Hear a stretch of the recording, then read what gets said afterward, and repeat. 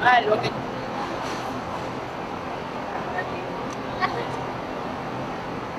At congratulations po. Maraming salamat Kamusta po. naman po ang experience? Grabe po. Sobrang daming Pinoy po nanood at syempre gusto kong magpasalamat sa Panginoon na hindi kami pinabayaan doon at binigyan ako ng lakas upang ma-perform yung mga